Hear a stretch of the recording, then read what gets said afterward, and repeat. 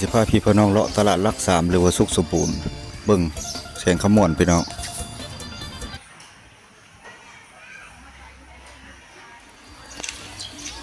มันบ้านเฮาม่วงสิเป็นมะม่วงมาตะไทยพี่น้อง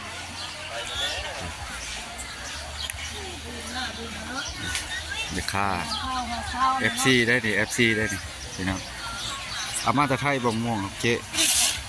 อามาตะไทยบ่มะม่วงลาวเฮาบ่เขมรมองปักเซ่บริอึดได้เดี๋ยวนี้นะบ่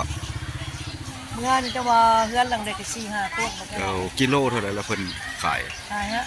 อืมขายบ่แพงดอก18,000 อืม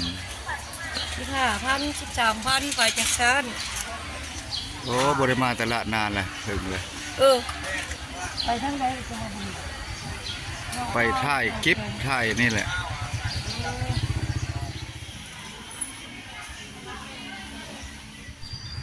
โซนนี้จะเป็นจากสถานีสองหกแข่งขมวนตัวนี้จะเป็นจุดทางลงเพิ่นจะปูคอนกรีตใหม่แล้วโซนที่สองนี่ลงไปที่ว่าบ่อนภาครถเนาะเข้าไปตลาดลักสามหรือว่าสุขสมบูรณ์เฮาแต่ว่าทางก็สะดวกสบายเพิ่นปูคอนกรีตแล้วพี่น้องอันนี้ซ้ายสวยกับทิศตะวันออกเนาะทางโรงเรียนจอมทองเอาไปเบิ่งนับกันว่าทางลงมันสิดีสำหรับเนาะไปเบิ่งนับกันเลย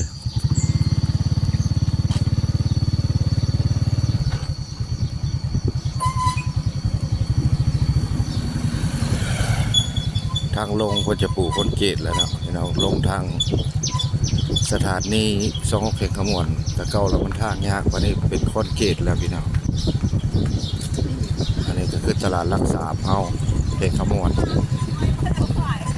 ได้นานๆจะได้ขึ้นมาอัปเดตตลาดให้พี่ให้น้องเบิ่งเนาะอยู่ที่ต่างประเทศเนาะ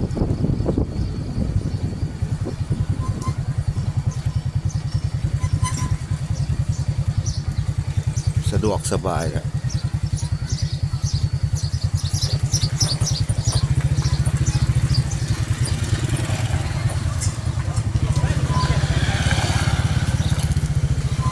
ยัดไว้แถวนี้บ่เคย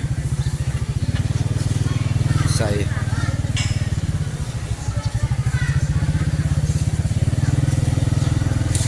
คนหลายตอนเช้าคนหลายเลยพี่น้อง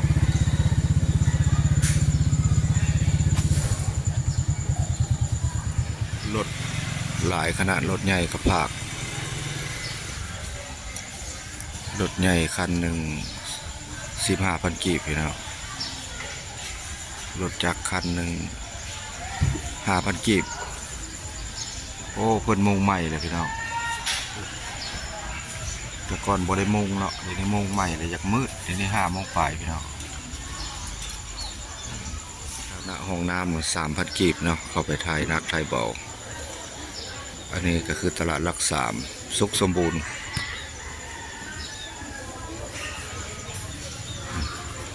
ตอนนี้5:18 นาที5 โมงเช้า5:18 นาทีเนาะยังอยากมืดเดี๋ยวพี่น้องรถไฟฟ้าผลิตจากประเทศเกาหลีใต้เนาะไปตลาดทะเลเนาะคันหนึ่งเพิ่นคิดไรเป็นกี่คันหนึ่ง2 ล้านก็ได้พี่น้องใส่แบตเตอรี่แต่ว่าใช้ดีอยู่พี่น้องเหมาะสมกับแก่ไปตลาดแก่พักแก่หญ้าเนาะ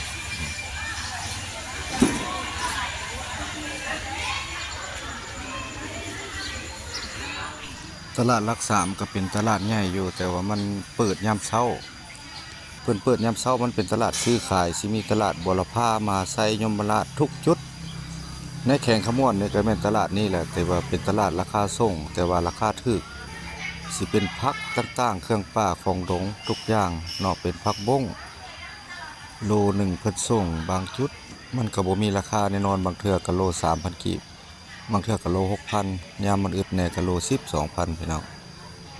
มามื้อนี้ก็เลาะยามเช้าให้อัปเดตให้เบิ่งเพราะว่านานแล้วมันสิเป็นจังได๋ตลาดเฮาตะไคร้เพิ่นมุงมานี่ก็ พิ่นจะเก็บขึ้นราคาเนาะเพราะว่ายิงใส่เศรษฐกิจน้ำมันแพงเนาะหรือว่าค่าตลาดหรือว่าค่าสัมปทานเนาะมันก็หนักเพิ่นก็ต้องได้เอายับขึ้นเนาะขายเป็นหมื่นเท่าไหร่ครับพ่อเจ้าเป็นโลอ่ะหมื่นแสนแปดโล95,000โล15ก็พุ่นบีบเอาบ่โอ้คักเนาะบ่คือได้เฮาก็เป็นใส่เป็นเส้นเนาะค่าโต๊ะเนาะเม็ดคูณเม็ด50ถือว่าค่าเก็บแล้วมาวันหนึ่งแสนกีบเนาะหรือว่าตกเป็นเดือนก็เฉลี่ยตกเดือนหนึ่ง3 ล้านหรือว่าคิดไล่เป็นเงินไทยก็ประมาณ 4,000 ปลายจักหน่อยเนาะเพราะว่าค่าปีตลาดที่ว่านั่งถาวรขายผักขายหญ้าเพิ่นจะมุงให้แต่ก่อนเราบ่ได้มุงเนาะเดี๋ยวนี้เพิ่นก็มุงมีการมุงไม้เฮ็ดไม้เนาะก็ของธรรมชาติก็จะแบ่งไปดอนปลาไม้ในหลายแต่ว่ามารักษามก็ส่วนน้อยมันเป็นตลาดราคาส่งมีแต่เลาะเบิ่งนํกันตัวจริงว่าสิเป็นจะใดเนาะตองกล้วยนะเพิ่นขายกิโลหนึ่ง15,000 กีบเนาะถ้าว่าเฮาไปห่อส้มหรือว่าเอาไปหยิบดอกไม้หรือว่าคันมักบ่มักเบ่งมื้อนี้แหละตองกล้วยบ้านเฮานี่แหละเอามาจากหัวจากสวนที่ว่ามาส่งตลาดซ้ำนี้เนาะเป็นกิโลเพิ่นขายเป็นมัดมะเขือเล่นกิโลหนึ่งก็15,000 กีบพี่น้องอันนี้แหละเพิ่นเลาะเบิ่งยามเช้าๆเนาะ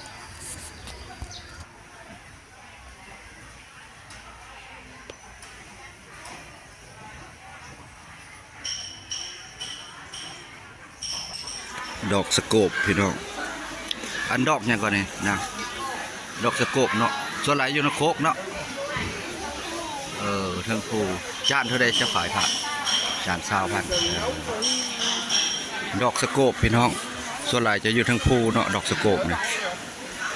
เพิ่นเอามาขายเรียกว่าเครื่องป่าแต่เครื่องธรรมชาตินั่นแหละ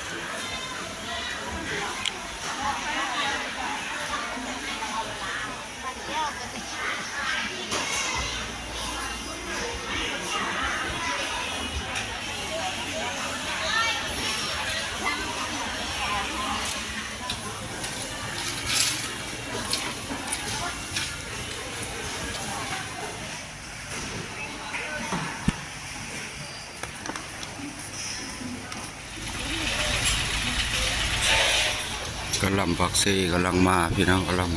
ำเอามาแต่ปักเซ่เนาะกะหล่ำตัวนี้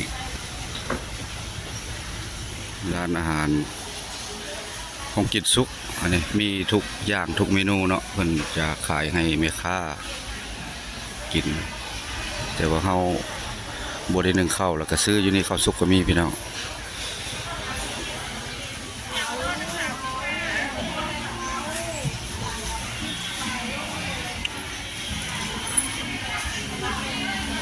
มะเขือก็โล10,000มะเขือเล่นก็คือมักเล่นนั่นแหละเนาะโลหนึ่ง15,000เนี่ยมันหลายเนาะอันนี้มักเล่นอยู่แถวทะเดือมุกสุมเนาะเพิ่นเอามาขายบ่ได้เอามาจากประเทศบ้านๆเฮาก็คือประเทศไทยสิ่งใดผลิตใดก็มีอยู่สินค้าในประเทศลาวก็ลงขายเนาะเพราะว่าชาวสวนเพิ่นก็ผลิตคือกันเนาะผลปลูกทุกอย่างตอนเช้าซื้อไปจะจำหน่ายอยู่ตลาดอื่นเนาะมาซื้อแบบราคาส่งในตลาดสุขสมบูรณ์นี่ก็คือตลาดหลัก3ซื้อไปขายตลาดอื่นมันจะเพิ่มขึ้นราคาเนาะเพราะว่าราคานี่มันจะบ่คงที่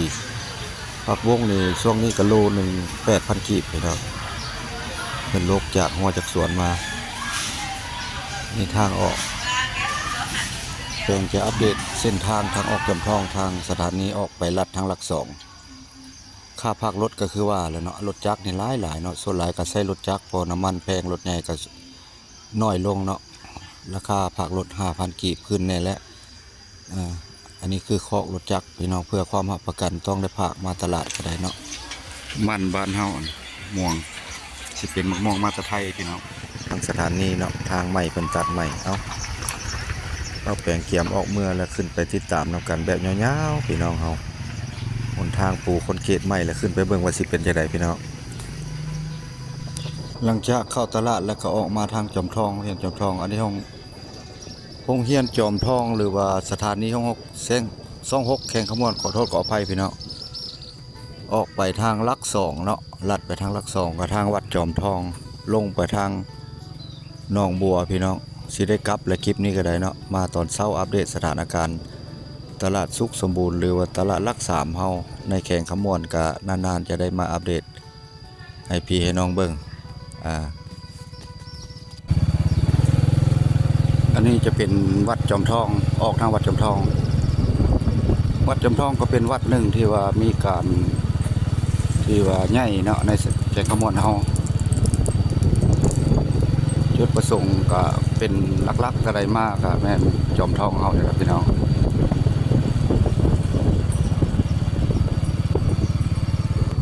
อันนี้จะเป็นโบสถ์เพิ่นเอิ้นว่าโบสถ์หรือว่าพิพาษาเนาะวัดจอมทองนี่ก็เป็นจุดสมรวมเนาะถ้าว่าเสียชีวิตจะพงศพที่จอมทองก็ได้เนาะมันเป็นจุดใหญ่ในแข่งขมวนอันนี้ก็คือวัดจอมทองเพิ่นเอิ้นว่าวัดจอมทองตัวนี้ออกมาทางซ้ายมือก็ถือว่าปูซีเมนต์หรือคอนกรีตเนาะ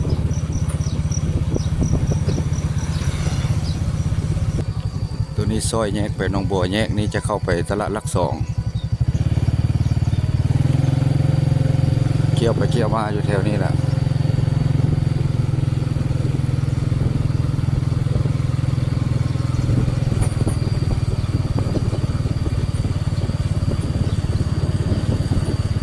ประตูทางเข้า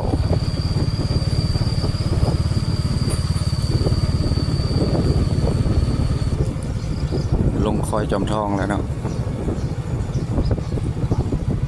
ความจริงระบบไก่ลงไปนี่ก็แม่นตลาดลักสองเนาะลักสองจอมทองลักสามแล้วก็หน้าโบแล้วก็ตลาดดอนพระไม้เกิดขึ้นใหม่ส่วนหลายเครื่องป้าก็อยู่ตอนพระไม้นี่ก็หลายโอ้มาหลายแท้เนาะวันนี้จอนจัดมาโคตรนี่แล้วเนาะว่ามันจอนจัดทางออกจอมทองก็มีห้านซ่อมมอเตอร์ไซค์เนาะห้านใหญ่เติบเลยพี่น้องออกมาลักสองตลาดลักสองแล้วเลี้ยวขวามือก็คือตลาดลักสองสบายดีบรรยากาศยามเช้าพี่น้อง